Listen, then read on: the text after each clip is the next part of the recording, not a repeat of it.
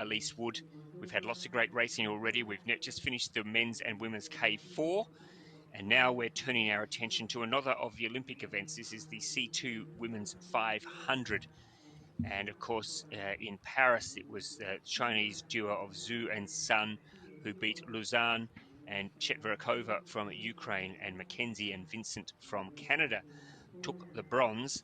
So we have in this race, we have Chile, Moldova, China.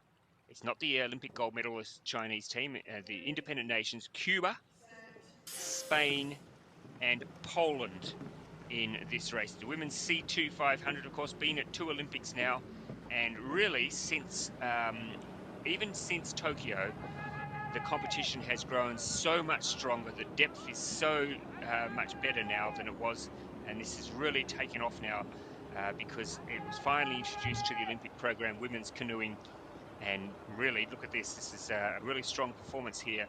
I think it's by the Spaniards who are going out really strong, Moreno and Yarchevska in lane number 7. So first straight through to the final, and boats 2 to 7 through to the semi-final, and the rest will be out. But at least looks like the Spaniards are going out pretty hard. They don't want to leave anything to chance in this race.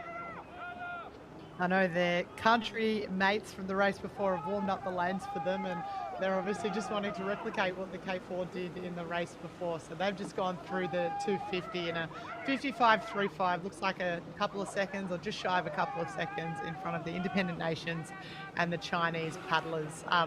What I love seeing in the C2, particularly in the women, is the different techniques and race plans. A lot of, or some boats will have a lot more of a long lopey stroke, a lot lower stroke rate, and others, we see Spain on the screen there, but I think the Chinese crew, they sit a lot more upright and have a lot more of a shorter stroke and a higher stroke rate. So it's really interesting to see that. And as well, some boats, they'll be paddling on the same side, some will be on opposite sides, so that can affect your steering as well. But obviously they're the Spanish crew, looking really strong coming into this last 100 meters. I can't see anyone taking the win away from them. The first go straight through to the final, like in the K4s earlier, and they're going to dig deep and take this win, that's for sure.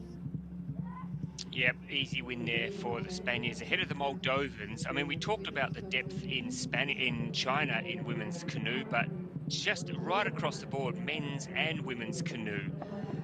In Spain, it is quite incredible, the depth there. And I remember in the lead up to Paris just how hotly contested those qualification races were.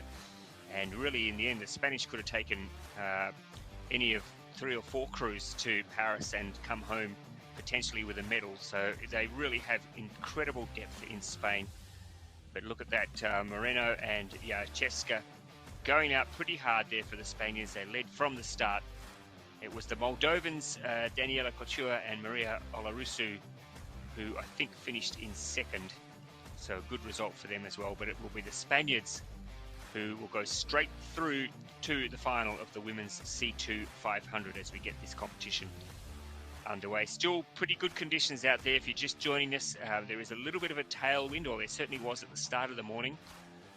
And very cold though. You're probably looking at the athletes and thinking, gee, they look rugged up. They are rugged